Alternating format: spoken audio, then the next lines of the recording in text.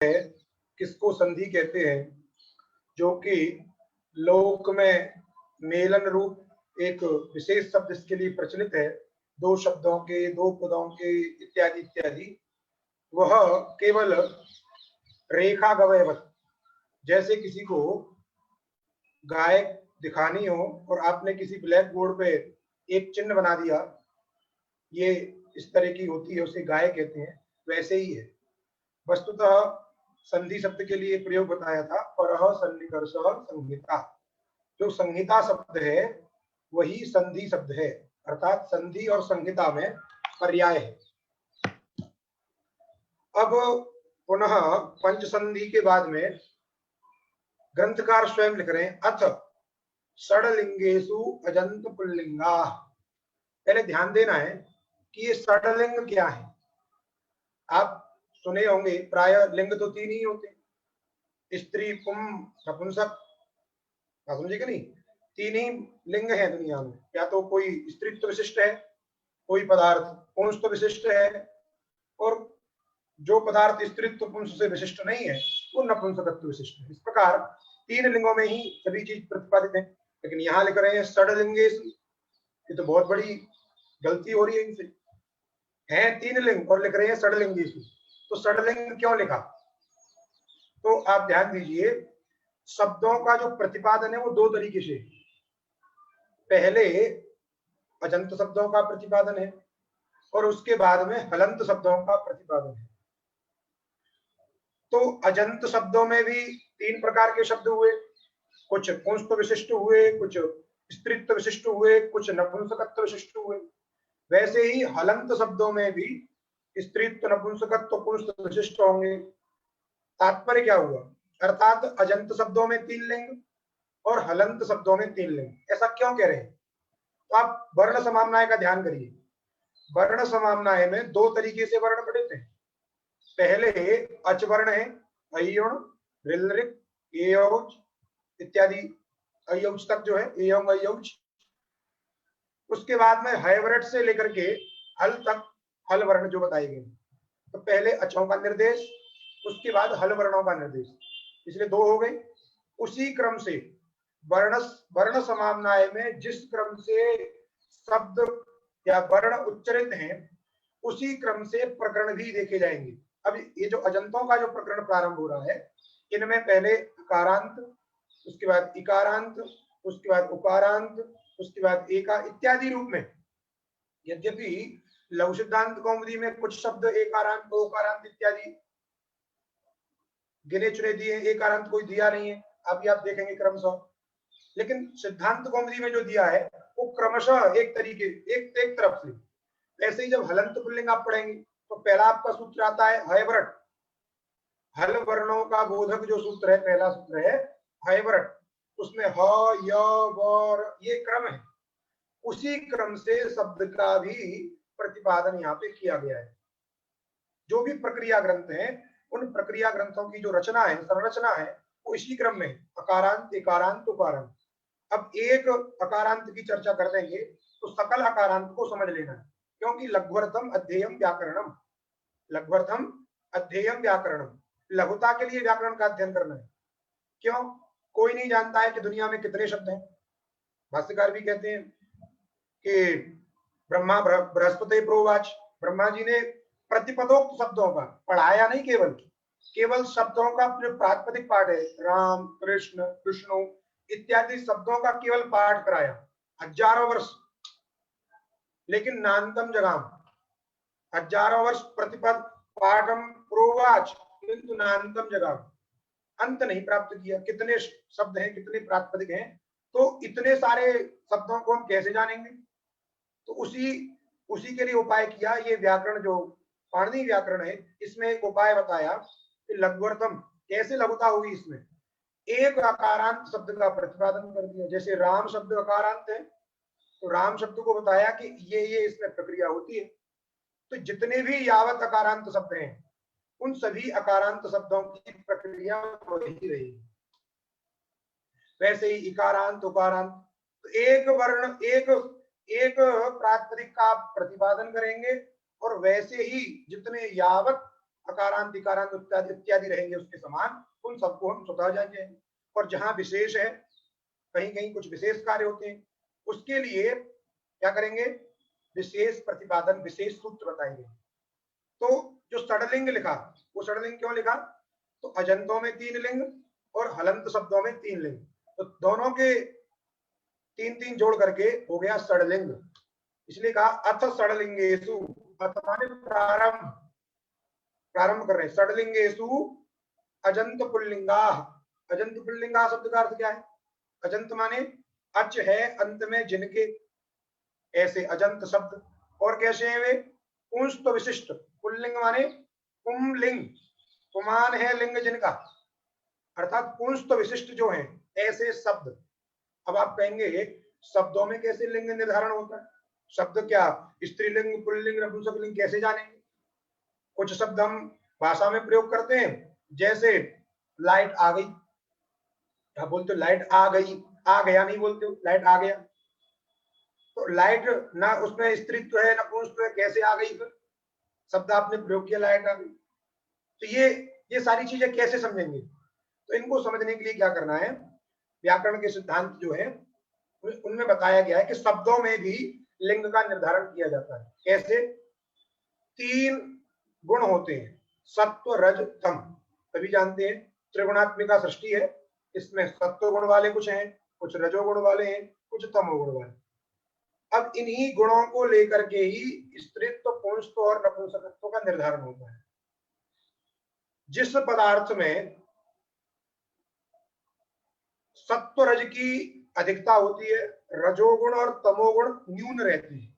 ये नहीं कहना केवल सत्वगुण रहता है, क्योंकि त्रिगुणात्मिका सृष्टि एक गुण वाला कोई नहीं होता है, जो भी होगा 3 गुण वाला होगा। बात समझ में आई।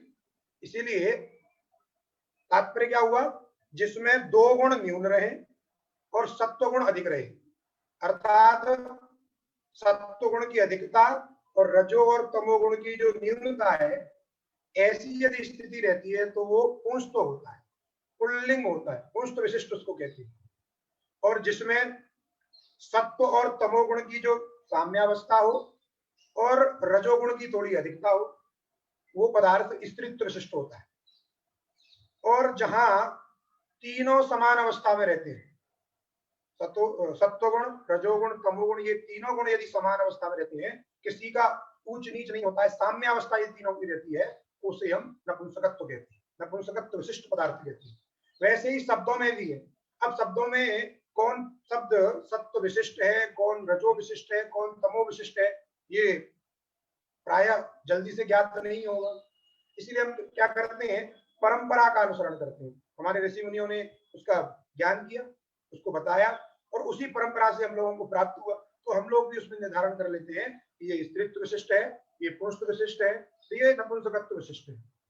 ये शास्त्र के अधीन नहीं है, लिंग का निर्धारण शास्त्र के अधीन नहीं है। शास्त्र ये कुछ बताए भी गए हैं, सूत्र बनाए गए हैं कि ये पुल्लिंग में होता है, ये स्त्रीलिंग में होता है, लेकिन वस्तुतः भाष्यकार ने क्या कहा, लिंगम अशिष्यम लोकाश्रयत्वात्, अर्थात लिंग विधायकानि सूत्राणि न कर्तव्यानि। क्यों, लिंगस्य लोकाश्रयत्वात्, ये लिंग लोक के अधीन है। लोक में जिस लिंग में जिस शब्द का प्रयोग होता होगा, उस शब्द का उसी लिंग में प्रयोग होगा, चाहे शास्त्र पर कुछ भी कहे। इसलिए शास्त्र की जो मर्यादा रखी गई वो ऐसी रखी गई कि जहां लिंग का निर्धारण करना होगा वहां शास्त्र नहीं देखना है, शास्त्र की चर्चा नहीं करनी, वहां लोक ही बलवान है। क्योंकि शब्द अपने अपने स्वभाव से, अपने अपने अर्थ से बदलते रहते हैं, अर्थ भी बदलते रहते हैं शब्दों के।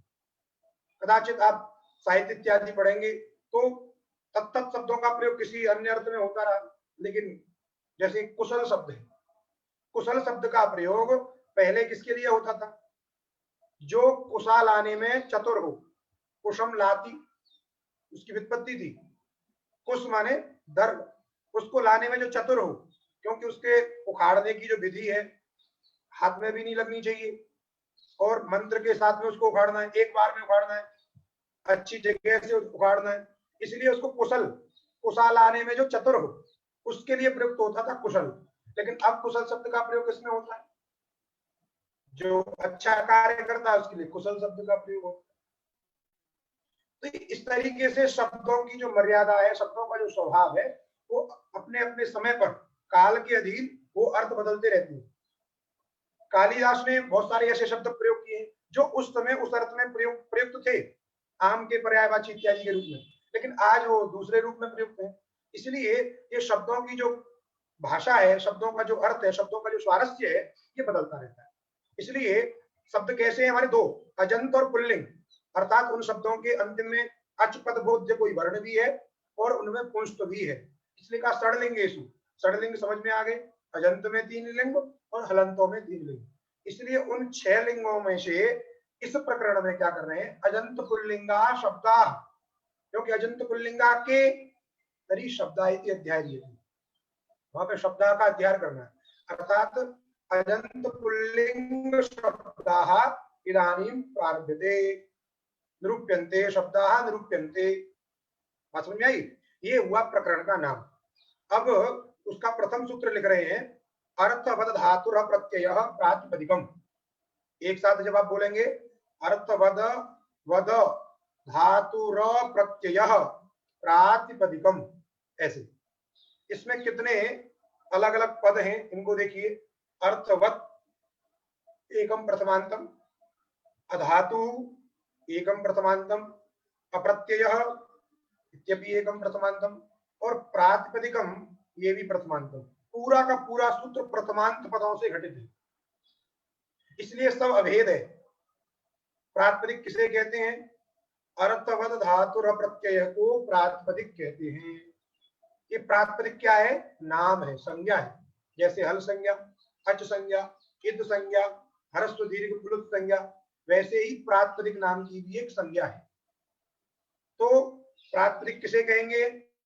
तो कहा अर्थवद धातुर प्रत्ययः प्रातिपदिकम।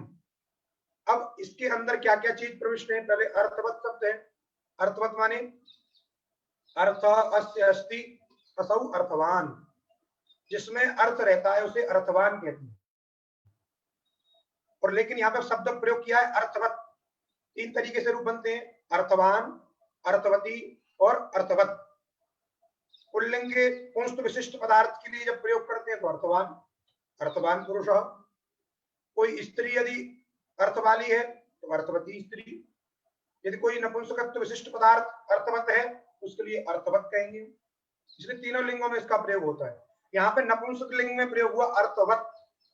कैसे अर्थवत नपुंसक लिंग में प्रयोग किया है? तो यहाँ पे देखिए, पहले वृत्ति में देखिए एक जगह लिखा है शब्दस्वरूपम, वहां पे लिखा शब्दस्वरूपम। शब्दस्वरूपम में जो स्वरूपम शब्द है वो नपुंसक लिंग है और उसी शब्दस्वरूपम का विशेषण है अर्थवत, इसलिए इसमें भी नपुंसक लिंग होगा। विशेष विशेषण में समान लिंग होता है, क्योंकि शब्दस्वरूपम ये विशेष्य है और बाकी जितने सूत्र में पढ़ते हैं ये सब क्या है? विशेषण है। शब्दस्वरूपम प्रातिपदिकम भवति, अर्थात शब्द की, शब्द स्वरूप माने शब्द की, केवल शब्द कहेंगे तो शब्द शब्द जो है वो पुल्लिंग है, इसलिए शब्द कहना पड़ेगा। तो प्रातिपदिकम उससे भी विशेष है। सबसे विशेष कौन है? प्रातिपदिकम। उसमें विशेषण कौन है? शब्द स्वरूपम, और उसके विशेषण ये सारे। तो प्रातिपदिकम ये मुख्य विशेष है, वो नपुंसक लिंग है, इसलिए उसके जितने भी विशेषण है उनको भी नपुंसक लिंग करना होगा। तो पहला उसका विशेषण है शब्द स्वरूपम, जिसका कि हमने अध्ययन किया है, और उसी का विशेषण है अर्थवत, इसलिए ये भी नपुंसक लिंग है। इसलिए कहा अर्थवत शब्द स्वरूपम प्रातिपदिकम भवति, अर्थवत शब्द स्वरूप प्रातिपदिक होता है। तो अर्थ अस्य अस्ति असौ अर्थवत, अर्थवत शब्द स्वरूपम। अर्थ माने क्या? जैसे कोई भी शब्द आप उच्चारण करते हैं उसका कोई ना कोई अर्थ होता है। जैसे घट शब्द का उच्चारण किया, घटम आने, तो घटम आने में घट शब्द से एक अर्थ की प्रतीति होती है, एक पदार्थ की प्रतीति होती है। एक मिट्टी का बना हुआ इस तरीके का एक आकृति विशिष्ट एक पदार्थ है जिसमें जलाहरण वगैरह होता है, उसे घट कहते हैं। वो हुआ उसका अर्थ। शब्द क्या है? खानपूर्वी, घ अ ट अ, ये शब्द है। समझे कि नहीं? जो हम लोग जिसका श्रवण कर रहे हैं, शब्द का श्रवण होता है, और शब्द सुनने के बाद में आपके अंतःकरण में एक पदार्थ की उपस्थिति होती है। दो चीज हैं, एक होता है वक्ता और एक होता है श्रोता। वक्ता के मस्तिष्क में या अंतःकरण कहिए आप, वो पहले क्या करता है, शब्दोच्चारण करता है वक्ता, और शब्दोच्चारण के अनंतर जो श्रोता है वो शब्द को सुनेगा, और शब्द सुनने के बाद में उसके अंतःकरण में, उसकी आत्मा में ज्ञान, एक पदार्थ की उपस्थिति होती है, इस तरीके की आकृति वाला। घट माने, जैसे घट शब्द का उच्चारण किया तो आप सभी के अंतःकरण में एक आकृति बन गई, घट माने मिट्टी का ऐसा पदार्थ, उसको घट कहते हैं। तो वो है अर्थ।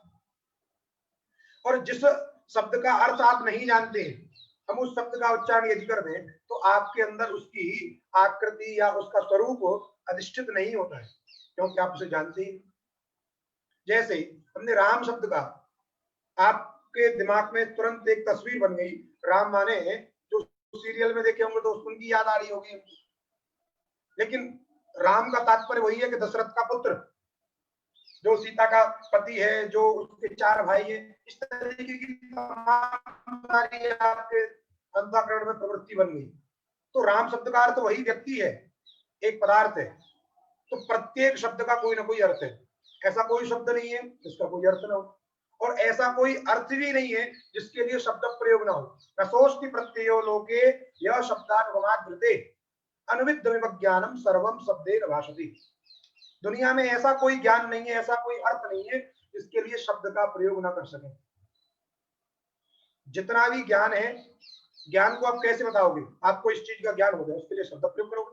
मुझे फलाने व्यक्ति का ज्ञान हो गया तो उसका आप जो प्रतिपादन करते हैं वो शब्द से ही करते हैं। इसलिए न सोचती प्रत्यय माने ज्ञानम, लोके, लोके एवं भूत ज्ञान, एवं भूतम ज्ञानम नास्ति, यह शब्दानुगमात रहते, जिसमें शब्द का अनुगम न हो। जैसे माला में रहने वाले जितने मोती हैं, उन मोतियों में सूत जो है अनुस्यूत रहता है, सूत्र जो है अनुस्यूत रहता है, वैसे ही सभी अर्थों में शब्द अनुस्यूत रहता है। समझ में आई? तो प्रत्येक अर्थ के लिए शब्द है, और प्रत्येक शब्द से अर्थ की उपस्थिति होती है, लेकिन कब होती है? जब उसका शक्ति ज्ञान आपको हो, अर्थात आपको शक्ति ज्ञान, अर्थात इस पद का ये अर्थ है, ऐसा ज्ञान होना चाहिए। घट पद की शक्ति कंबुग्रीवादिमत व्यक्ति में है, ऐसा जब ज्ञान रहेगा तभी घट शब्द से उस पदार्थ की कंबुग्रीवादिमत व्यक्ति की उपस्थिति होगी। यदि ज्ञान नहीं है तो उपस्थिति नहीं होगी। इसलिए शक्ति ज्ञान होना आवश्यक है।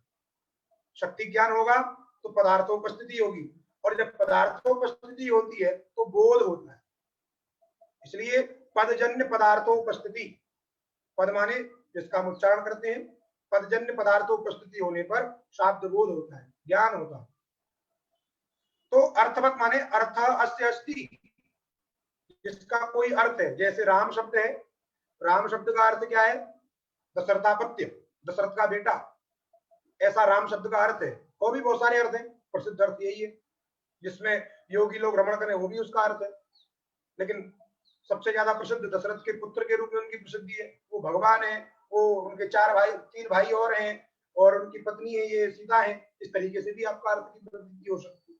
तो जैसे भी अर्थ की प्रतीति हो, शब्द को क्या होना चाहिए? अर्थवत होना चाहिए। इसका मतलब ऐसे कुछ शब्द हैं, ध्यान दीजिए, अभी हमने कहा कि कोई ऐसा शब्द नहीं है जिसका कोई अर्थ नहीं, और ऐसा कोई अर्थ नहीं जिसके लिए शब्द प्रयोग नहीं। तो यदि सभी के सभी शब्द अर्थवत हैं तो अर्थवत कहने की आवश्यकता नहीं। बात समझे कि नहीं? तो अर्थवत का तात्पर्य है जिस अर्थ को लेकर के लोक में प्रयोग होता है। जैसे राम शब्द का अर्थ है दशरथ का पुत्र, लेकिन इस राम शब्द में र अ म अ, रेपोत्तर आकार और तदुत्तर मकार, तदुत्तर जो अ, एक एक जो वर्ण है इनका कोई अर्थ नहीं। बात समझे कि नहीं? जो प्रत्येक वर्ण है इनका अर्थ नहीं है। केवल रेफ का अर्थ दशरथापत्य नहीं है, केवल आ का अर्थ दशरथापत्य नहीं है। यदि केवल रेफ का अर्थ दशरथ का बेटा हो जाएगा तो आगे वर्ण का उच्चारण ही नहीं करना पड़ेगा, क्योंकि रेफ से ही जब बोध हो गया तो अन्य वर्णों का उच्चारण किसके लिए करेंगे? इसलिए शब्द घटक जो वर्ण है वो अनर्थक है, अलग अलग। समुदायो ही अर्थवान, यहाँ पे जो पूरा समूह है उसका ही एक अर्थ है दशरथापत्य, उनके प्रत्येक वर्ण का कोई अर्थ नहीं। इसलिए का अर्थवत, अर्थवत शब्द स्वरूपम, अर्थ वाला जो शब्द स्वरूप, एक विशेषण है। दूसरा है अधातु। अधातु माने न धातु अधातु, जो धातु नहीं है। तो धातु किसे कहते हैं? तो आपने पढ़ा भूवादयो धातवः, भूवादयो धातवः। जो क्रियावाची हो, भुआदिगण में पढ़ा गया हो, उसकी धातु संज्ञा होती है। तो क्रियावाचकत्व सति भुआदिगण पठितत्वम, इस प्रकार का धर्म जिसके पास में है, जिस शब्द के पास में है, उससे भिन्न। जैसे भू शब्द है, भू सत्तायाम, भू शब्द क्रियावाचक है और भुआदिगण में पठित है, इसलिए ये भू शब्द धातु है। अतः इस धातु की, भू शब्द की प्राथमिक संज्ञा नहीं होगी, भू से अतिरिक्त जो रहेगा। जैसे राम शब्द है, राम शब्द अर्थवत समझा दिया, क्योंकि राम शब्द का अर्थ है दशरथ का बेटा, और वो धातु भिन्न है। क्यों? क्योंकि राम शब्द क्रियावाचक नहीं है, अस्त्यादि क्रिया का वाचक नहीं है, किसी भी क्रिया का वाचक नहीं, और भुआदिगण में पठित नहीं है, आनपूर्वी उसकी भुआदिगण में पठित नहीं है। इसीलिए ये जो राम शब्द है, ये कैसा है? अधातु है, अर्थात धातु से भिन्न है। दो बात समझ में आई, अर्थवत और अधातु। अर्थवान होना चाहिए शब्द को, शब्द जो है अर्थवान होना चाहिए, और धातु भिन्न होना चाहिए। दूसरा एक और विशेषण दिया, अप्रत्यय। अप्रत्यय का भी तात्पर्य न प्रत्यय अप्रत्यय, जो प्रत्यय नहीं है। तो प्रत्यय किसे कहते हैं? आगे सूत्र आ रहा है, देखिए, प्रत्यय। दो तीन सूत्र के बाद में एक सूत्र है प्रत्यय। ये सूत्र क्या है? तीसरे अध्याय के प्रथम पाद का पहला सूत्र है, 3-1-1। इसके अधिकार में, ये सूत्र अधिकार सूत्र है, इसका अधिकार चलेगा पंचम अध्याय की समाप्ति पर्यंत। इसके अधिकार में आने वाले जो भी हैं, वे सभी प्रत्यय कहलाते हैं। प्रत्यय माने प्रत्ययाधिकार पठितत्वम। जैसे भारतीय किसे कहते हैं? तो भारत में जो निवास करते हैं उनको भारतीय कहते हैं। वैसे प्रत्यय किसे कहते हैं? प्रत्यय के अधिकार में जो आते हैं उनको प्रत्यय कहते हैं। उनसे भिन्न अप्रत्यय माने प्रत्यय से भिन्न। तो प्रत्यय के अधिकार में जो शब्द नहीं है, जैसे सु औ जस अम औट इत्यादि, ये सभी के सभी क्या है? प्रत्यय के अधिकार में है। कैसे? देखिए, प्रत्यय का अधिकार 3-1-1 से पंचम अध्याय की समाप्ति पर्यंत है, और मध्य में सूत्र आ गया सौज समौट, चौथे अध्याय के प्रथम पाद का दूसरा सूत्र है। तो ये सौज समौट, ये जो शब्द आए, ये शब्द प्रत्यय के अधिकार में है, इसलिए ये सभी के सभी क्या है? प्रत्यय है। अर्थात सु औ जस अम औट इत्यादि से भिन्न होना चाहिए। और भी है, यही नहीं है, और भी बहुत सारे हैं। सिंगादि भी इसी के अंतर्गत है। जितने भी प्रत्यय हैं वो सभी इन्हीं के अंतर्गत है। इसलिए कहा अप्रत्यय माने प्रत्यय भिन्न, अर्थात प्रत्याधिकार में आने वाले जो शब्द उनसे भिन्न। तीन चीजें हो गई, अर्थवत, अधातु और अप्रत्यय। ऐसा जो शब्द स्वरूप है उसी का नाम प्रातिपदिकम है, उसी को प्रातिपदिक कहते हैं। वृत्ति देखिए, वृत्ति में क्या लिखा? धातुम, आगे वर्जयित्वा लिखा है, धातु भिन्न, धातु को छोड़ करके धातुम प्रत्ययम, और एक और शब्द लिखा आगे प्रत्ययांतम। सब सूत्र में तीन चीजें लिखी हैं, अर्थवत, अधातु और अप्रत्यय। और वृत्ति में देखिए कितना कितना लिखा है, धातुम प्रत्ययम प्रत्ययांतम और अर्थवत, चार लिखे। सूत्र में तो तीन चीजें दी गई हैं और वृत्ति में चार चीजें आ रही हैं। तो चार चीजें कैसे आएंगी? हमको विचार करना पड़ेगा। तो जो अप्रत्यय शब्द है, उस अप्रत्यय शब्द के दो अर्थ हैं। एक अर्थ क्या है? प्रत्यय भिन्न, और दूसरा अर्थ है प्रत्यांत तदादि भिन्न। प्रत्यांत भिन्न जो लिखा है, पहले प्रत्यांत किसे कहते हैं, और आप प्रत्यांत ना कह करके प्रत्यांत तदादि समझिए। प्रत्यांत तदादि माने प्रत्यय जिसके अंत में हो। जैसे राम सु, राम शब्द से सु विभक्ति आ गई, राम सु, राम सु, ये जो एक समुदाय हुआ, ये समुदाय कैसा है? इस समुदाय में प्रत्यय अंतिम में है, और उस प्रत्यय की जो प्रकृति है राम, वो उसके आदि में है। इसीलिए रामसु, ये जो समुदाय है, इस समुदाय को बोलते हैं प्रत्यांत। और भी इसको स्पष्ट करिए, प्रत्यांत तदादि। क्या बोलते हैं इसको? प्रत्यांत तदादि। प्रत्यय जिसके अंत में हो और उसकी प्रकृति उसके आदि में हो, उस समुदाय को प्रत्यांत तदादि कहते हैं। यहाँ जो लिखा है प्रत्यांतम, इसका अर्थ समझिए प्रत्यांत तदादि भिन्नम। प्रत्यांत तदादि, तदादि माने सह आदिर्यस्य माने प्रकृति, प्रकृति भी पूर्व में रहनी चाहिए और प्रत्यय उसके अंतिम में रहना चाहिए। जैसे दृष्टांत दिया हमने रामसु, ये रामसु जो समुदाय है ये समुदाय प्रत्यांत तदादि है। क्यों? प्रत्यय इसके अंतिम में है और उस प्रत्यय की जो प्रकृति है राम, वह उसके आदि में है, इसलिए ऐसे समुदाय का नाम प्रत्यांत तदादि समुदाय है। अब ये अप्रत्यय शब्द का ही अर्थ है। अप्रत्यय शब्द के दो अर्थ हो गए, प्रत्यय भिन्नम और प्रत्यांत तदादि भिन्नम। लेकिन एक बात और समझिए, सकृत उच्चरित शब्द सकृदेवार्थं गमयति, एक नियम है, एक बार जो उच्चरित शब्द है वह एक ही अर्थ का उपस्थापन करता है। जैसे अप्रत्यय शब्द एक बार पढ़ा गया सूत्र में, तो उस अप्रत्यय शब्द का एक ही अर्थ हो सकता है, या तो प्रत्यय भिन्न अर्थ हो सकता है अथवा प्रत्यांत तदादि भिन्न अर्थ हो सकता है। दो अर्थ नहीं हो सकते। क्यों? जितने अर्थ होते हैं उतने ही अर्थों के लिए शब्द प्रयोग करना पड़ता है। प्रत्यर्थम शब्दाभिनिवेश, प्रत्येक अर्थ के लिए शब्द का प्रयोग किया जाता है। एक अर्थ बताना है, एक शब्द का प्रयोग। दो अर्थ बताना है, दो अर्थ का प्रयोग, दो शब्द का प्रयोग। तीन अर्थ बताने हैं तो तीन शब्दों का प्रयोग। यदि यहाँ पे दो अर्थ आपको अभीष्ट हैं, प्रत्यय भिन्नम ऐसा अर्थ और प्रत्यांत तदादि भिन्नम ऐसा अर्थ, तो आपको शब्द दो उच्चारित करने पड़ेंगे, दो शब्दों का उच्चारण करना पड़ेगा, अप्रत्यय अप्रत्यय।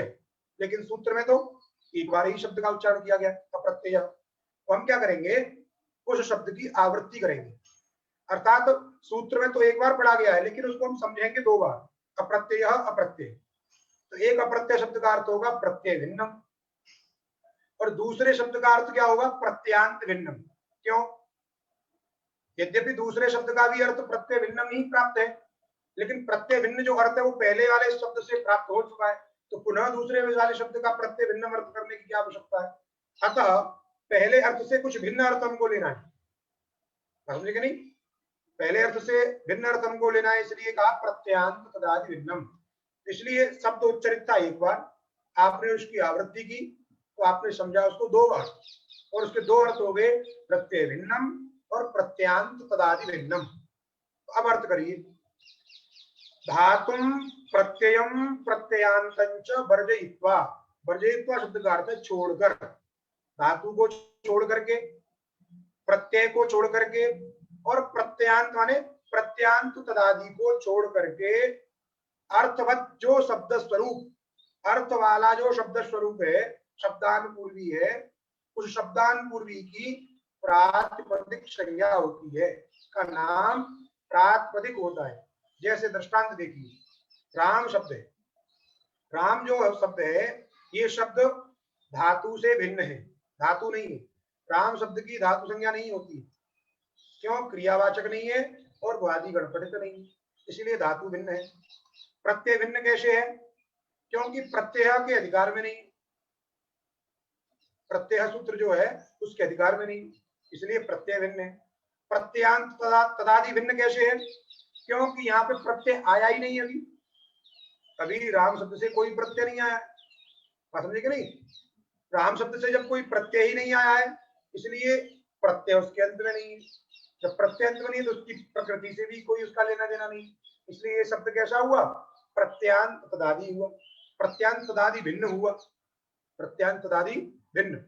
इसलिए धातु भिन्न, प्रत्यय भिन्न और प्रत्यांत तदादि भिन्न और अर्थवत है और शब्दानुपूर्वी है राम, इसलिए इस राम की हो गई प्रातिपदिक संज्ञा, इसका नाम हो गया प्रातिपदिक। राम क्या हो गया? प्रातिपदिक। वैसे ही कृष्णादि शब्द है, कृष्ण शब्द है, वो शब्द भी क्या है? धातु भिन्न है, प्रत्यय भिन्न है, प्रत्यांत भिन्न है और अर्थवत है। कृष्ण शब्द का अर्थ क्या है? वसुदेव के जो अपत्य हैं उनको जो है कृष्ण कहते हैं। इस तरीके से सभी शब्दों में आपको समझना है। कदाचित आपके मन में प्रश्न हो सकता है कि राम शब्द तो व्युत्पन्न है, रमु क्रीड़ायाम धातु से भय प्रत्यय करने पर राम की प्रयोग माने सिद्धि होती है तो भय प्रत्यय अंतिम में हो गया और रम धातु उसके आदि में हो गई, तो ये तो प्रत्यांत तदादि हो गया। बात समझे कि नहीं? आपके मन में है प्रश्न हो सकता है कि जितने भी शब्द हैं वो सभी शब्द क्या है? धातुज हैं, धातु से पैदा होते हैं, धातु से बनते हैं। तो यहाँ भी रमु क्रीड़ायाम धातु है, उससे घय प्रत्यय है और घय प्रत्यय होने के बाद में स्वादिकार होकर राभा बनता है बाद में। लेकिन जो राम प्रातिपदिक बनेगा उसमें रम प्रकृति हो गई, घय प्रत्यय हो गया, तो प्रत्यय अंतिम में है और उसकी प्रकृति आदि में है, इसलिए जो राम है ये तो प्रत्यांत तदादि है। तब कैसे कहेंगे आप? तो आपको बात समझनी है, दो तरीके के शब्द होते हैं, शब्द दो तरीके के हैं। कुछ शब्द जो है व्युत्पन्न होते हैं और कुछ अव्युत्पन्न होते हैं। कैसे जाने? कुछ शब्द व्युत्पन्न होते हैं, कुछ शब्द अव्युत्पन्न होते हैं। तो आप ये दो जो सूत्र हैं, अर्थवत धातुर प्रत्यय प्रातिपदिकम एक सूत्र और दूसरा अग्रिम सूत्र है कृतद्धित समासाश्च, ये भी प्रातिपदिक संज्ञा करता है। ये दो सूत्र क्यों बनाए? दो सूत्रों को रखने की आवश्यकता क्या है? बात समझे कि नहीं? तो ये दो सूत्र जो है ये दो प्रकार के शब्दों की ओर निर्देश करते हैं। यदि सभी के सभी शब्द व्युत्पन्न है तो या तो उनसे कृत प्रत्यय होगा या तद्धित प्रत्यय होगा, बात समझे कि नहीं? और उसकी प्रातिपदिक संज्ञा हो जाएगी। तिङन्त शब्दों के लिए चर्चा ही नहीं है, यहाँ सुबंत शब्दों की चर्चा है। तब कृतद्धित समासाश्च एक सूत्र ही काम कर देता, कृदंत की, तद्दांत की और समास की उसके अंदर रख ही दिया है, सभी की प्रातिपदिक संज्ञा इसी से हो जाती। तो जो अर्थवत सूत्र है ये क्यों बनाया? यदि कृतद्धित समासाश्च सूत्र के द्वारा कृदंत की, तद्दांत की और समास की प्रातिपदिक संज्ञा हो जाती तो बचा ही क्या? कुछ नहीं, क्योंकि जैसे राम शब्द आप कह रहे हो ये धातु से निष्पन्न है, इसके प्रमुख धातु है, घय प्रत्यय है, तो सभी धातु से यदि निष्पन्न है तो सभी के सभी व्युत्पन्न है। व्युत्पन्न का मतलब है प्रकृति प्रत्यय की कल्पना जिनमें की जाती है। जिन शब्दों में प्रकृति की कल्पना और प्रत्यय की कल्पना की जाती है, जिसमें कुछ प्रत्यय मानते हैं कुछ प्रकृति मानते हैं, उसको हम व्युत्पन्न कहते हैं। व्युत्पत्ति, विशिष्टा उत्पत्ति, कैसे? प्रकृति और प्रत्यय के रूप में। तो व्युत्पन्न शब्द यहाँ पर प्रकृति और प्रत्यय की कल्पना करते हैं, और एक है अव्युत्पन्न शब्द जहां पर प्रकृति प्रत्यय की कल्पना नहीं है, सीधे बस आ गया है शब्द। तो जो दो सूत्र बनाए हैं ये दोनों सूत्र पाणिनि जी के ये निर्देश करते हैं, कुछ शब्द व्युत्पन्न होते हैं, कुछ शब्द अव्युत्पन्न होते हैं। बात समझे कि नहीं? अव्युत्पन्न का मतलब है उसमें प्रकृति प्रत्यय की कल्पना नहीं करती है, क्योंकि जो पाणिनि जी ने सूत्र बनाए हैं उन सूत्रों से वो निष्पन्न नहीं होता है। तो ये तात्पर्य है, क्योंकि अव्युत्पन्न माने जब प्रकृति प्रत्यय की कल्पना न की जा सके। लेकिन ये तो बात है ही है, साथ साथ ये भी समझना है आपकी इच्छा के ऊपर भी निर्भर है, आप इसको व्युत्पन्न मानते हो या अव्युत्पन्न मानते हो। यदि इसमें आप प्रकृति प्रत्यय की कल्पना करते हैं तो आप इसको व्युत्पन्न मानते हैं, यदि प्रकृति प्रत्यय की कल्पना नहीं करते हैं तो आप इसको व्युत्पन्न नहीं मानते। समझ में आई? तात्पर्य क्या है? अर्थात जो अव्युत्पन्न शब्द है वो दो तरीके के हैं। अव्युत्पन्न शब्द, कदाचित कुछ शब्द आपको ऐसे लोक में सुनाई देते हैं जिनकी कोई व्युत्पत्ति नहीं है, जैसे आधुनिक समय में बहुत सारे शब्द प्रयोग हो रहे हैं, इंजीनियर शब्द का प्रयोग कर रहे हैं, शब्द तो है वो भले इंग्लिश का हो लेकिन शब्द है, इसकी व्युत्पत्ति कोई पूछेगा कैसे करें, कौन सी धातु कौन सा प्रत्यय। लिफ्ट शब्द का हम प्रयोग करते हैं, मोबाइल शब्द का बहुत ज्यादा प्रयोग करते हैं, लैपटॉप शब्द का प्रयोग करते हैं। तो ये सारे शब्द व्युत्पन्न कैसे हो, कौन सी धातु लगाएंगे हम? लेकिन शब्दों का प्रयोग हो रहा है, सब लोग करते हैं, अच्छे अच्छे संस्कृतज्ञ करते हैं, तो उनकी प्रातिपदिक संज्ञा कैसे होगी, उसमें कौन सी धातु कौन सा प्रत्यय करेंगे? कुछ लोग जोड़ तोड़ के कुछ करते भी हैं, तो जो जोड़ तोड़ के जबरदस्ती वाला काम है जिसको हम औणादिक कहते हैं, तो जितने भी औणादिक शब्द हैं वो भी क्या है? सब अव्युत्पन्न है। उणादयो अव्युत्पन्नानि, उणादि की कल्पना भी आगे उणादि प्रकरण आएगा जब बताएंगे उसको। इसलिए एक तो जहां सर्वथा कल्पना नहीं हो सकती है, दुष्शक है, यहाँ कोई धातु कल्पना नहीं कर सकते हैं, प्रत्यय की कल्पना नहीं कर सकते हैं, ऐसे है। कहीं कल्पना कर ली, जैसे राम शब्द है, राम शब्द में पाणिनि जी के सूत्र के द्वारा, पाणिनि जी के सूत्र के द्वारा वहां पे वह प्रत्यय इत्यादि की कल्पना करते हैं, वहां पर वह प्रत्यय विधायक सूत्र है। वैसे अन्य अन्य शब्दों में पाणिनि जी के सूत्र के द्वारा किसी प्रत्यय की उत्पत्ति की प्रयोजकता सामर्थ्य उसके पास में नहीं है, तो कैसे करेंगे? उस शब्द को हम अव्युत्पन्न कहते हैं। समझे नहीं? तो कहीं पर कुछ भी कल्पना कर नहीं सकते, कहीं पर कर सकते हैं। इसलिए ये जो अव्युत्पन्न है ये दो तरीके से आपकी इच्छा के ऊपर निर्भर है। जैसे राम शब्द को आप यदि व्युत्पन्न मानते हो, इसमें प्रकृति प्रत्यय कल्पना करते हो, तो इसकी जो प्रातिपदिक संज्ञा है वो अग्रिम सूत्र से होगी, इस सूत्र से नहीं होगी। इस सूत्र के द्वारा अव्युत्पन्न शब्द जिनमें किसी भी प्रकृति प्रत्यय की कल्पना नहीं करते, सीधे साक्षात शब्द जो आ गया, राम आ गया, अब ये देखा कि ये धातु भिन्न है, प्रत्यय भिन्न है, प्रत्यांतदादि भिन्न है और अर्थवत है, इसलिए शब्द की क्या करेंगे? हम प्रातिपदिक संज्ञा कर देंगे। तो अव्युत्पन्न शब्दों की प्रातिपदिक संज्ञा करने के लिए सूत्र है अर्थवत धातु र प्रत्यय प्रातिपदिकम। और इससे अतिरिक्त जो व्युत्पन्न शब्द है, जहां पर प्रकृति प्रत्यय की कल्पना की जाती है, उसके लिए अग्रिम सूत्र आएगा कृत तद्धित समासाश्च। बात समझ में आ गई? तो दोनों का जो विषय है वो अलग अलग है। अब व्युत्पन्न शब्दों की प्रातिपदिक संज्ञा करने के लिए अर्थवत की प्रवृत्ति करानी है, और जहां व्युत्पन्न शब्द है, जहां प्रकृति प्रत्यय की कल्पना है, वहां पर कृत तद्धित समासाश्च सूत्र के द्वारा प्रातिपदिक संज्ञा करनी है। प्रातिपदिक का मतलब क्या है? प्रातिपदिक नाम है, उसका मतलब माने उसका प्रयोजन। तो प्रातिपदिक से करना क्या है? प्रातिपदिक नाम रख करके करना क्या है? जैसे आप किसी व्यक्ति का नामकरण करते हैं तो उसका कुछ ना कुछ प्रयोग होता है, कुछ ना कुछ उसका प्रयोजन होता है। जैसे आप उसका व्यवहार करते हो, वैसे यहाँ पर शास्त्र में संज्ञा करने का, नामकरण करने का क्या प्रयोजन है? तो प्रातिपदिक से प्रातिपदिक संज्ञा का प्रयोजन अग्रिम सूत्रों में बताया जाएगा। ज्ञा प्रातिपदिकात् स्वादित्पत्ति। प्रातिपदिक संज्ञा करने का प्रयोजन क्या है?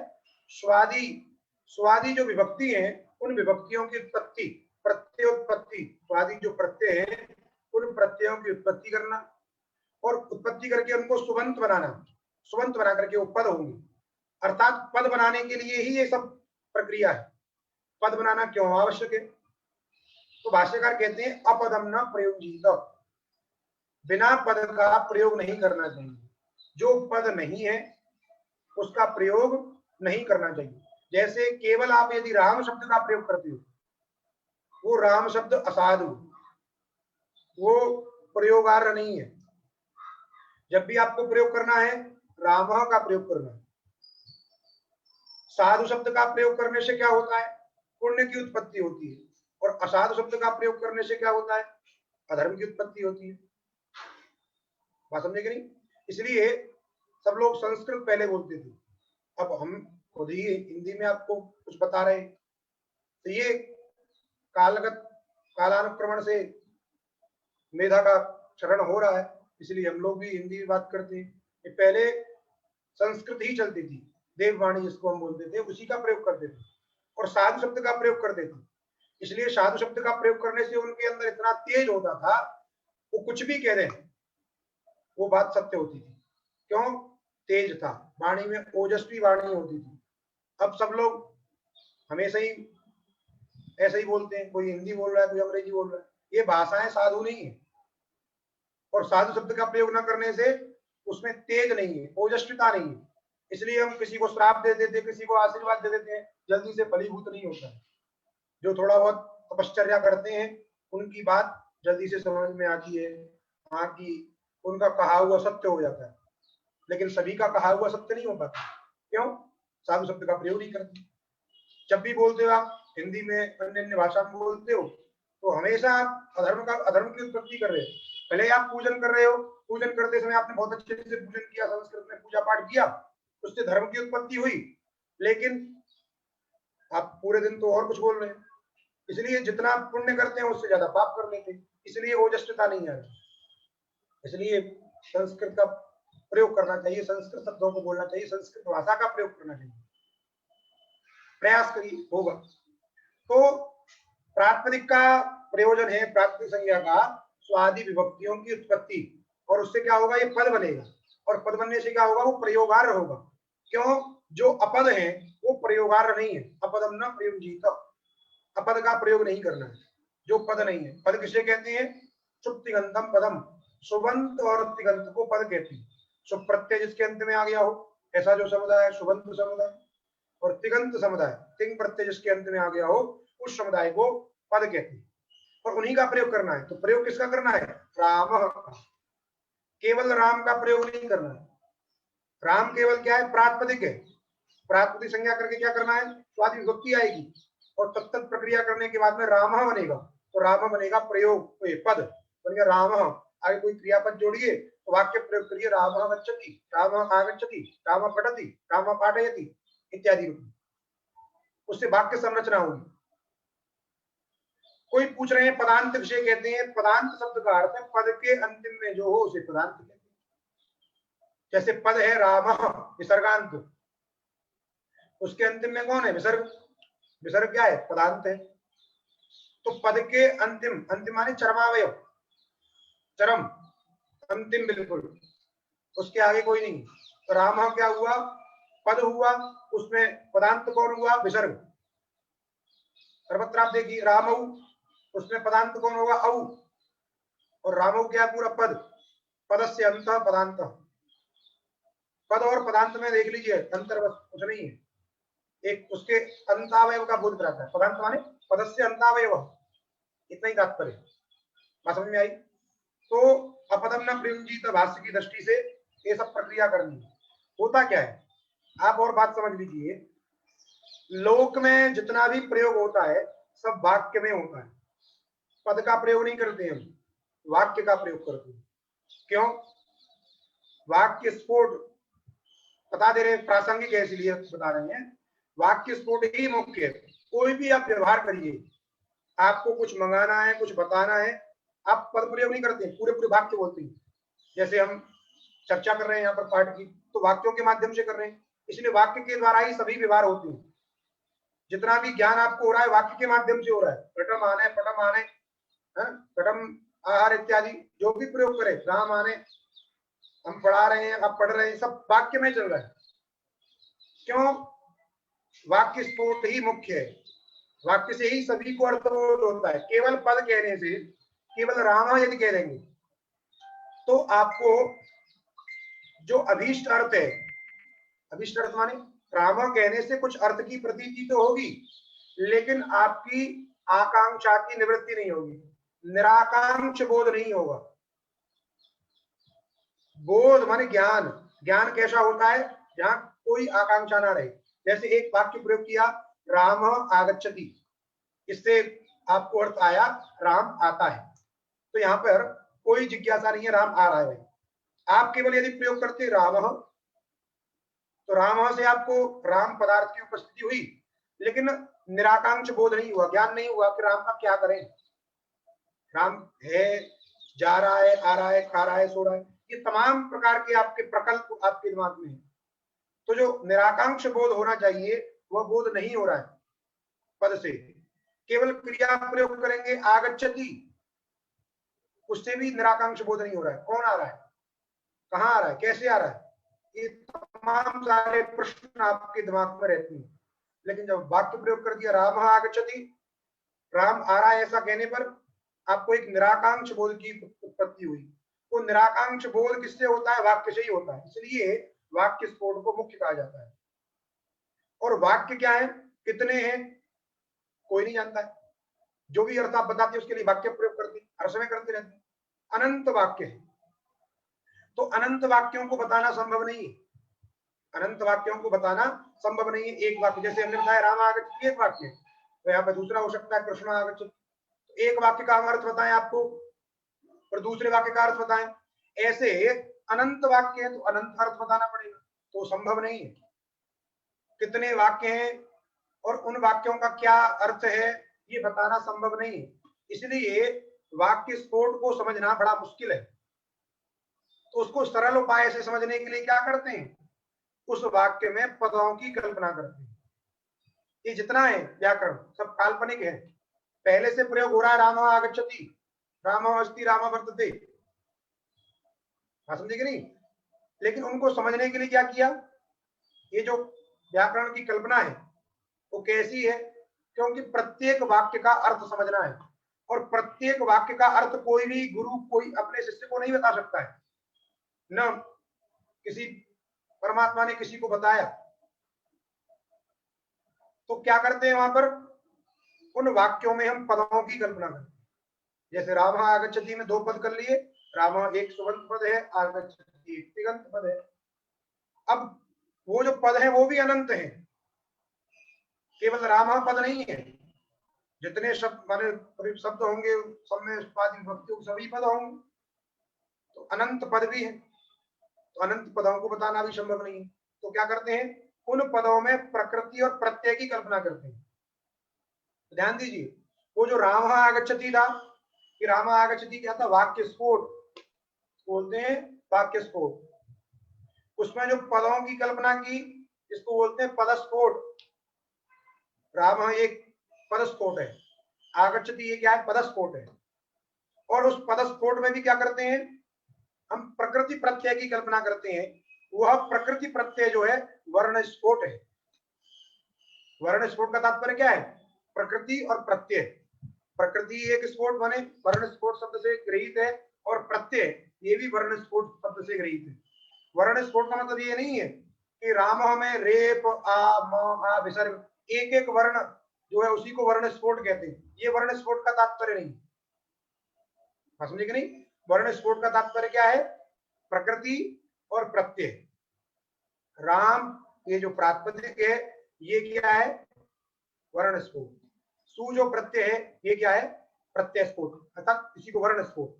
प्रकृति स्फोट, प्रत्यय स्फोट, इन दोनों को प्रकृति प्रत्यय को हम वर्ण कहते हैं स्फोट की भाषा में, स्फोट के उस प्रकरण में। तो ये सब कल्पना है सरलता के लिए। अब आप प्रकृति प्रत्यय की कल्पना करेंगे तो पद को जान जाएंगे, पद को जान जाएंगे तो पद से घटित जितने वाक्य हैं उनको जान जाएंगे। इस तरीके से धीरे धीरे धीरे धीरे आपको अनंत वाक्यों का ज्ञान हो जाएगा। यही है लघुता। ऐसी कल्पना हमारे ऋषिजन करती है। उसी के लिए पद बनाने के लिए प्रातिपदिक संज्ञा करना आवश्यक है, ये प्रक्रिया है। तो धातु भिन्न, प्रत्यय भिन्न, प्रत्यांत तदादि भिन्न। आप इसका अर्थ समझ लीजिए, लिख लीजिए। यहाँ जो लिखा है प्रत्यांत का तात्पर्य है प्रत्यांत तदादि भिन्न। क्यों कह रहे हैं, जब आप उच्च ग्रंथ पढ़ेंगे तो वहां उसी रूप में लिखा है, इसलिए आप पहले से इसका अभ्यास करिए। धातु भिन्न, प्रत्यय भिन्न, प्रत्यांत तदादि भिन्न, अर्थवत शब्द स्वरूप की प्रातिपदिक संज्ञा होती है। दृष्टांत हमने बता दिया। अब इसका पदकृत्य देखिए। धातु भिन्न क्यों कहा, यदि केवल कहेंगे प्रत्यय भिन्न, प्रत्यांत तदादि भिन्न, अर्थवत शब्द स्वरूप की प्रातिपदिक संज्ञा होती है। देखिए जैसे हन धातु है, हन धातु से लंग लकार में एक प्रयोग बनता है अहन। क्या बनता है, अहन। यदि आप धातु भिन्न ये विशेषण नहीं दोगे, केवल कहोगे प्रत्यय भिन्न, प्रत्यांत तदादि भिन्न, तो अहन जो है शब्द नांत, इस अहन शब्द की क्या हो जाएगी, प्रातिपदिक संज्ञा। क्यों, ये जो अहन है ये क्या है, प्रत्यय भिन्न है, तो अहन शब्द प्रत्यय के अधिकार में नहीं है। और प्रत्यांत तदादि भिन्न भी है, क्योंकि प्रत्यय का लोप हो चुका है, वहां पे प्रत्यय है ही नहीं वहां पे, तो प्रत्यय उसके अंतिम में नहीं है, तो उसकी प्रकृति कैसे आदि में ली जाएगी। इसलिए अहन शब्द कैसा है, ये प्रत्यय भिन्न है और प्रत्यांत तदादि भिन्न है। इसीलिए और शब्द ये अर्थवान भी है, अर्थवत है। अहन शब्द का अर्थ है मारा गया, इसलिए अर्थवत है, तो इसकी प्रातिपदिक संज्ञा हो जाएगी। और यदि प्रातिपदिक संज्ञा हो गई तो नलोप प्रातिपदिकांत के द्वारा नकार के लोप की आपत्ति आएगी। तो जो प्रयोग बनता है अहन, उसके स्थान पर बनने लगेगा अह। इसलिए धातु भिन्न कहना आवश्यक है। अहन शब्द धातु भिन्न नहीं है, हन धातु से घटित है, इसलिए धातु भिन्न न होने से उसकी प्रातिपदिक संज्ञा नहीं होती है, इसलिए कहा अधातु अर्थात धातु भिन्न। दूसरा प्रत्यय भिन्न क्यों कहते हो, केवल कहिए धातु भिन्न, प्रत्यांत तदादि भिन्न, अर्थवत शब्द स्वरूप की प्रातिपदिक संज्ञा होती है। प्रत्यय भिन्न क्यों कहते हो, तब देखिए सु शब्द है, सु औजस प्रत्यय, एक एक जो शब्द हैं, सु शब्द की भी प्रातिपदिक संज्ञा हो जाएगी। क्यों, सु शब्द क्या है, धातु भिन्न है, प्रत्यांत तदादि भिन्न है। स्वयं तो प्रत्यय है लेकिन इसके बाद कोई प्रत्यय नहीं आया, इसलिए क्या है, ये प्रत्यांत तदादि भिन्न है। और अर्थवान भी है। सु का अर्थ एकत्व, पुंस्त्व, इसलिए इससे भी सुविभक्ति, सु शब्द से भी सुविभक्ति आने लगेगी, अतः प्रत्यय भिन्न कहना आवश्यक है। तीसरा विशेषण जो दिया प्रत्यांत तदादि भिन्न, ऐसा क्यों कहती हूँ? तो देखिए राम शब्द से सुविभक्ति लाई, राम सु, समझे कि नहीं, राम सु। अब ये जो समुदाय है राम सु समुदाय, ये समुदाय प्रत्यय भिन्न है, क्योंकि समुदाय प्रत्यय नहीं है, केवल सु प्रत्यय है, तो प्रत्यय भिन्न समुदाय हो गया। धातु भिन्न भी है ये समुदाय और अर्थवान भी है, इसलिए इस समुदाय की भी प्राकृतिक संज्ञा होने लगेगी, तो राम सु समुदाय से भी सुविभक्ति आने लगेगी। इसलिए कहना है प्रत्यांत तदादि भिन्न। जब प्रत्यांत तदादि भिन्न कहेंगे तो राम सु जो समुदाय है ये समुदाय प्रत्यांत तदादि है, प्रत्यांत तदादि भिन्न नहीं। क्यों? क्योंकि इस समुदाय में प्रत्यय अंतिम में है और उस प्रत्यय की प्रकृति उसके आदि में है, इसलिए ये समुदाय प्रत्यांत तदादि है। बात समझ में आई? इसलिए कहा प्रत्यांत तदादि भिन्न। और एक और विशेषण दिया अर्थवत। अर्थवत विशेषण क्यों दिया? केवल कहें धातु भिन्न, प्रत्यय भिन्न, प्रत्यांत तदादि भिन्न, अर्थवत यदि नहीं कहेंगे तो राम शब्द में प्रत्येक जो वर्ण है र, आ, म, अ, प्रत्येक वर्ण से भी सुविभक्ति की उत्पत्ति होने लगेगी। इसलिए प्रत्येक वर्ण से सुविभक्ति ना हो जाए। क्यों? यदि अर्थवत नहीं कहेंगे तो प्रत्येक वर्ण की प्राकृतिक संज्ञा होगी, तो र से भी सुविभक्ति, आ से भी सुविभक्ति, म से भी सुविभक्ति, फिर अ से भी सुविभक्ति। जब कहा आपने अर्थवान चाहिए तो अर्थवत्ता किसमें है? पूरे समुदाय में। प्रत्येक वर्ण में अर्थवत्ता नहीं, अर्थवान प्रत्येक वर्ण नहीं है। यदि प्रत्येक वर्ण अर्थवान होता तो द्वितीय वर्ण की उच्चारण की वही अर्थ की आपत्ति आ जाती, अर्थात रेप से ही यदि दशरथा प्रत्यय अर्थ की प्रतीति हो जाती तो आ का उच्चारण नहीं करना होता। तो पूरे समुदाय से दशरथा प्रत्यय अर्थ की प्रतीति होती है, इसलिए पूरा समुदाय अर्थवान है। इसलिए चारों विशेषणों के प्रयोजन बता दिए, धातु भिन्न, प्रत्यय भिन्न, प्रत्यांत तदादि भिन्न, अर्थवत शब्द स्वरूप की प्रातिपदिक संज्ञा होती है। इस सूत्र के द्वारा अब व्युत्पन्न शब्दों की प्रातिपदिक संज्ञा की जाती है। बात समझ में आ गई? द्वितीय सूत्र है प्रातिपदिक संज्ञा विधायक सूत्र, कृत तद्धित समासाश्च। कृत, तद्धित और समास, कृत्च है ना, तद्धितश्च समासश्च इति कृत तद्धित समासा और च, कृत तद्धित समासा च। कृत शब्द का अर्थ है कृदंत, और कृदंत का तात्पर्य कृदंत तदादि, क्योंकि तदादि शब्द सब जगह जोड़ना है। कृदंत का मतलब होता है कृदंत तदादि। तद्धित शब्द का अर्थ क्या है? तद्धितांत, अर्थात तद्धितांत तदादि। क्यों? कृत माने कृत, कृत प्रत्यय होते हैं और प्रत्यय ग्रहणे तदंत ग्राह्य, प्रत्यय जो प्रत्यांत परक होते हैं, इसलिए कृत प्रत्यय है, इसलिए वो कृत माने कृदंत, और कृदंत शब्द का तात्पर्य है कृदंत तदादि। वैसे ही तद्धित भी, तद्धित के अधिकार में तद्धिता, वो भी अधिकार चलता है, उसके अधिकार में आने वाले जितने हैं प्रत्यय हैं तद्धित प्रत्यय, ये तद्धित कहलाती है, इसलिए उनको कहा तद्धितांत। तो कृदंत और तद्धितांत, अर्थात कृदंत तदादि और तद्धितांत तदादि, क्योंकि तद्धित भी प्रत्यय है और कृत भी प्रत्यय। समास प्रत्यय नहीं है, प्रत्यय के अधिकार में समास नहीं है, इसलिए वहां समासांत नहीं कहना है। जैसे यहाँ पे कृदंत कह रहे हैं हम, कृदंत तदादि, तद्धितांत तदादि, वैसे वहां पे नहीं समासांत तदादि, ऐसा नहीं, क्योंकि समास कोई प्रत्यय नहीं, प्रत्यय के अधिकार में नहीं, वहां केवल समास कहना है। अर्थात कृदंत तदादि की, तद्धितांत तदादि की और समास की प्रातिपदिक संज्ञा होती है। समझ में आई? सूत्र का अर्थ क्या हुआ? इसलिए कहा कृत तद्धितांत, कृत तद्धितांत माने कृदंत और तद्धितांत, अर्थात कृदंत तदादि और तद्धितांत तदादि। तदादि क्यों जोड़ा जाता है, कोई पूछ रहे? तदादि इसलिए जोड़ना है कि जहां केवल प्रत्यय मात्र रहेगा, जहां केवल प्रकृति मात्र रहेगा, वहां पर तदादि को समझने के लिए आवश्यकता होगी। जैसे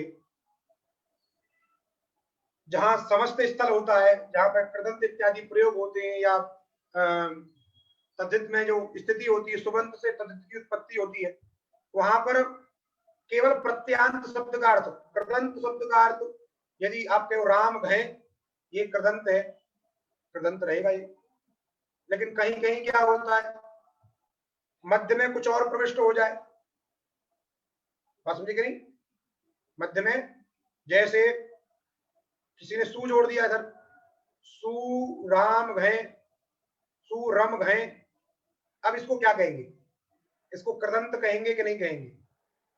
यदि सू जो है हमने आगे जोड़ दिया अच्छा राम, अच्छे को बताने के लिए, यदि सू को प्रकृति मानते हो तो सू को उद्देश्य करके घय प्रत्यय नहीं आया, घय प्रत्यय रम को उद्देश्य करके आया, तो रम प्रकृति हुई, सू प्रत्यय हुआ, तो रम और घय ये तो प्रत्यांत कृदंत होगा। क्या सू रम घय ये कृदंत कहलाएगा कि नहीं कहलाएगा? बात समझे कि नहीं? तद्धित प्रयोगों में भी ऐसे ही देखा जाता है, बात समझे कि नहीं? जैसे दक्ष का अपत्य जो भी हो, दाक्षी इसको हम बोलते हैं, तो दक्ष घस इय प्रत्यय आपने कर दिया, तो दक्ष इय, दक्ष घस इय, ये तद्धितांत कहलाएगा। यदि परमादि शब्द हमने जोड़ दिया आगे, कोई और शब्द हमने आगे जोड़ दिया, तो क्या वो तद्धितांत कहलाएगा कि नहीं कहलाएगा? तो ये सारी चीजें समझने के लिए हम उसमें तदादि शब्द जोड़ते हैं, और उस प्रत्यय की प्रकृति, किस प्रकृति को उद्देश्य करके ये प्रत्यय आया है, तो जिस प्रकृति को उद्देश्य करके वो प्रत्यय आएगा उसी का ग्रहण करना है, उससे अतिरिक्त का ग्रहण नहीं करना, समझे कि नहीं? यदि सु राम घय, इस स्थिति में जो घय प्रत्यय यदि राम को उद्देश्य करके आएगा तो राम घय ये कृदंत कहलाएगा, कृदंत तदादि कहलाएगा। सु राम घय ये नहीं कहलाएगा, सु रम घय। यदि सु रम को उद्देश्य करके घय आएगा तो उसको कृदंत कहेंगे। ये सारी चीजें भी आप सिद्धांत कौमुदी जब पढ़ेंगे तदादि क्यों कहना है, ये आएगा तो अंतर आ जाता है। कदाचित क्या सु अलग है, रम अलग है, उससे घय किया, बाद में सु आपने जोड़ा, तो उसको हम कृदंत कहेंगे कि नहीं कहेंगे? सु रम घय पूरे को कृदंत कहेंगे कि नहीं कहेंगे? तो जो प्रत्यय जिसको उद्देश्य करके आता है, तदंत मात्र को केवल क्या कहेंगे? तदंत तदादि को ही केवल तदादि कहते हैं। प्रत्यांत उसके अंत में है और उसकी प्रकृति उसके आदि में। यदि उद्देश्य में सु भी पहले से प्रविष्ट है, सु रम, फिर उसके बाद घय प्रत्यय, तो पूरा जो सु रम घय है इसको हम कृदंत तदादि कहेंगे। ये तदादि शब्द क्यों है, इसके और भी उदाहरण आपको जब सिद्धांत कौमुदी पढ़ेंगे तो आपको समझ में आएगा, लेकिन आप इसमें जोड़िए कृदंत तदादि की, अर्थात पूरे समुदाय की, पूरे समुदाय की क्या होती है? कृदंत तदादि समुदाय की प्रातिपदिक संज्ञा होती है। वैसे ही तद्धितांत समुदाय की प्रातिपदिक संज्ञा होती है, वैसे ही समास की भी प्रातिपदिक संज्ञा होती है। जैसे यही रम शब्द से यदि आपने क्या किया है, घय प्रत्यय किया है, तो रम घय ये जो समुदाय है ये कृदंत तदादि होगा। इस समुदाय की प्रातिपदिक संज्ञा जब होगी तो इस सूत्र के द्वारा होगी, प्रातिपदिक संज्ञा होगी और उससे स्वादि विभक्ति आएगी, तो ये होगा कृदंत तदादि का उदाहरण। वैसे ही तद्धितांत तदादि, जैसे दक्ष शब्द से ईय प्रत्यय किया, दक्षस्य अपत्यम पुमान दाक्षी, तो दक्ष घस ईय, और इस दक्ष घस ईय इस समुदाय की क्या हो गई? प्रातिपदिक संज्ञा, क्योंकि ये समुदाय कैसा है? तद्धितांत तदादि। तद्धितांत तदादि माने प्रकृति क्या है? तद्धितांत तद्धित प्रत्यय की, दक्ष घस षष्ट्यंत को उद्देश्य करके ईय प्रत्यय का विधान है।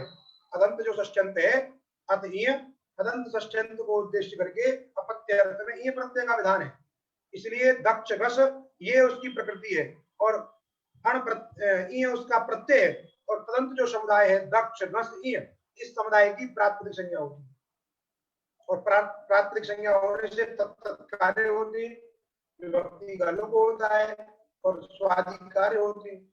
ये तद्धितांत तदादि का उदाहरण होता है।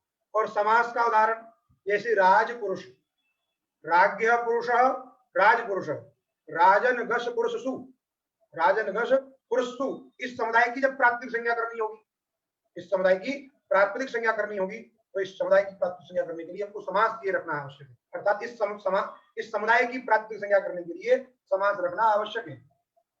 यद्यपि समास के विषय में बहुत सारी चर्चा है, नियमार्थ विद्यार्थ वो अलग चीज है, लेकिन समास की भी प्रातिपदिक संज्ञा होती है। तो राजन घस पुरुष सु इस समुदाय की प्राथमिक संज्ञा होती है और विभक्ति का लुक होता है तो राजन पुरुष बचता है और तब तत्कार्य स्वाधिकार्य होने पर राजपुरुष ऐसा एक प्रयोग होता है। तो दो सूत्र आपने समझे प्राथमिक संज्ञा करने वाले। प्रथम सूत्र, अब व्युत्पन्न शब्दों के लिए